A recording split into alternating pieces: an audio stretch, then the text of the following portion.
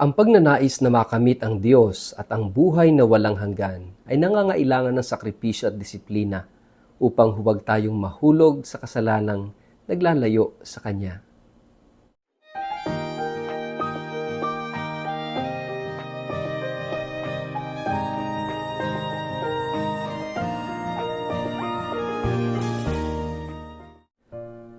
Ang mabuting balita ng Panginoon ayon kay San Mateo. Narinig ninyong sinabi, huwag kang mangangalunya. Ngunit sinasabi ko sa inyo, ang sino mang tumingin sa isang babae nang may pagnanasa ay nangangalunya na sa babaeng iyon sa kanyang puso. Kung ang kanang mata mo ay nagiging sanhi ng iyong pagkakasala, dukitin mo ito at itapon. Mabuti pang mawalan ka ng isang bahagi ng iyong katawan kaysa ang buo mong katawan ang itapon sa impyerno. Kung ang iyong kanang kamay naman ay nagiging sanhi ng iyong pagkakasala, putulin mo ito at itapon. Mabuti pang mawalan ka ng isang bahagi ng iyong katawan kaysa ang buo mong katawan ang itapon sa impyerno. Sinabi rin naman, kapag makikipaghiwalay ang isang lalaki sa kanyang asawa, ito'y dapat niyang bigyan ng kasulatan ng paghihiwalay. Ngunit sinasabi ko sa inyo, kapag nakipaghiwalay ang isang lalaki sa kanyang asawa, maliban kung ito ay nakikiapid, itinutulak niya ang kanyang asawa sa pangangalunya. At sino mang makipag-asawa sa babaeng hiniwalayan ay nagkakasala rin ng pangangalunya. Ang mabuting balita ng Panginoon. Word of the day, hear what God has to say. Mapagpalang araw po sa inyong lahat. Kumusta po kayo? Ang ating pong word of the day ay desires.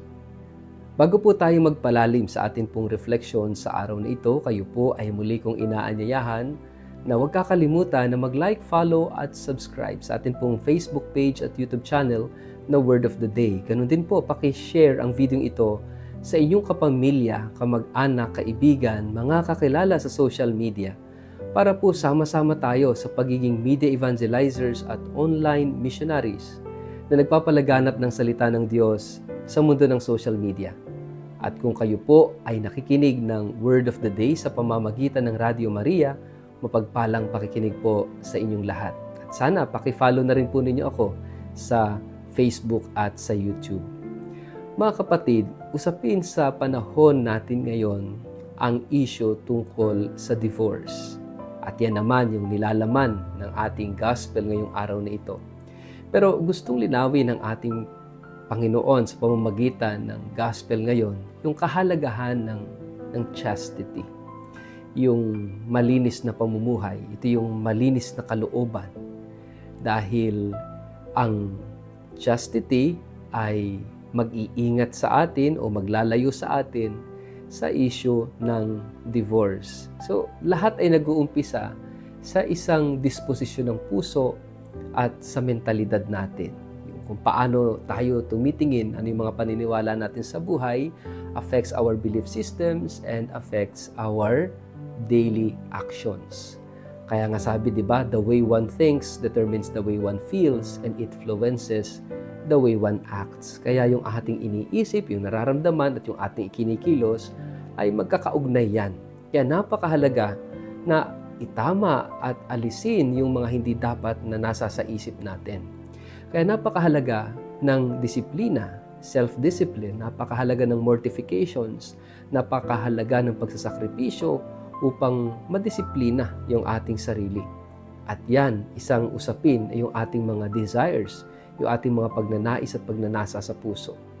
Kaya sabi dito sa atin na ating ebanghelyo na yung divorce, no, o yung adultery ay nag-uumpisa yan sa puso ng tao kasi diyan naman naglalaban yung good and evil.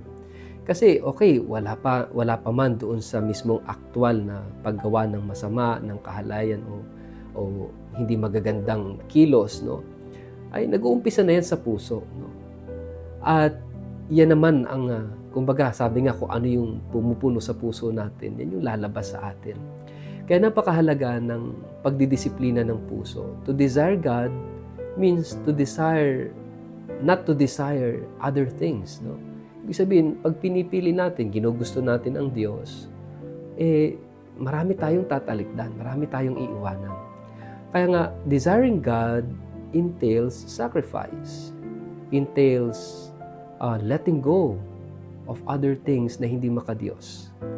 Kaya nga mga kapatid, no, isa sa mga kinakailangang i-let go, sabi rito no, sa ating gospel, kung yung mata mo ang nagiging sanhi ng iyong pagkakasala, dukitin mo. Kung yung kamay mo ang nagiging sanhi, putulin mo.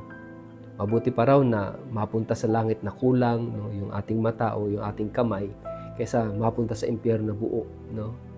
Ito'y figurative expression or speech, no, na sinasabing kung ano yung cause ng pagkakasala, ano yung sanhi ng pagkakasala, ay iwasan. Kumbaga, alisin yung nagiging cause ng pagkakasala natin. At posible lamang yon if we will have self-discipline, if we will have mortification. No? Yung talagang puputulin natin yung cause. Kaya nga, naalala ko noon, no, yung mga madre noon kung bakit may yung belo nila ay may cover yung kanilang mga mata para they will just focus sa kanilang pagdarasal, nakafocus sa krus, nakafocus kay Jesus. And this is a reminder. Ngayon, wala na yan eh. But we are still always being reminded to keep our gaze, to keep our eyes fixed on Jesus. Ibig sabihin yung to keep your eyes fixed on Jesus means na yung desire ng puso mo, yung pagnanais, yung hangarin ng puso mo, ay wala nang iba kundi ang Diyos. Pero ang problema sa atin, yung puso natin masyadong mapaghanap kung saan-saan, kung kani-kanino, at kung paano natin hinahanap yung kasiyahan, yung kahulugan. At ang Diyos parang hindi kasama sa options. Minsan siya yung kahuli-hulihan kapag wala na. Kapag ligaw na tayo, kapag pagod na tayo, at kapag napatunayan na natin na hindi nga pala sa mundo, kundi sa Diyos.